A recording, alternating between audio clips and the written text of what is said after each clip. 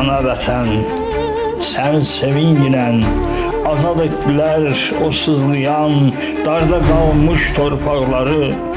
Oğullar axıtdı qanların, and içərək bu torpağa əl atdılar silahlara. Onlar getdi vuruşmağa, canlı alıb dağların, can verdilər torpaqlara.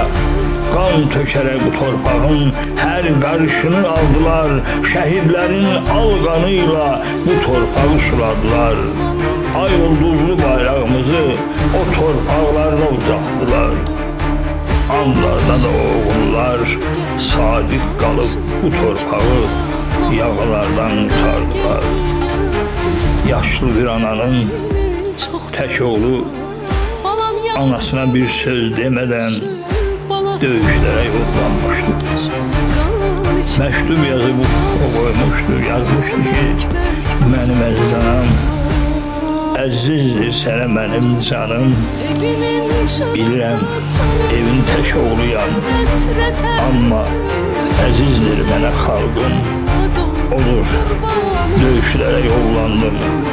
Mən yollandım ki, mənim anam, atamın, anamın adını ucaldım. Şəhid oluna layiq oğul tək, döyüşərək mən vuruşum. Ana oğlu üçün narahat idi. O bir xəbər ala bilmirdi. El qaldırıb uca göylərə, hər dəfə dua edərdi. Ey uca Allahım, kömək ol vuruşmağa gedənlərə. Ana oturmuşdu, fikir edirdi. Birdən qapını döydülər. Ana cəld qapıya sarı getdi. Tələsik qapını açdı.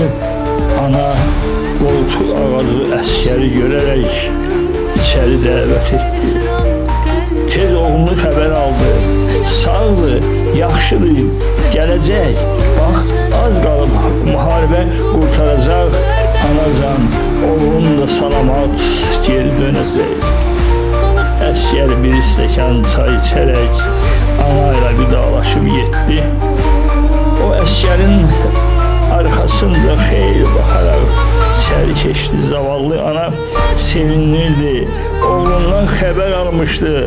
Sevincindən ağlayırdı. Ana göz yaşını axıdırdı. Bu sevinç göz yaşları idi. Bir gün xəbər gəlib çatdı. Dığa ağ bayraq qaldırdı. Diz çökərək təslim oldu. Dəmir yumruq öz gücünü dığalara göstərmişdi. Beləliklə oğul qayıtdı.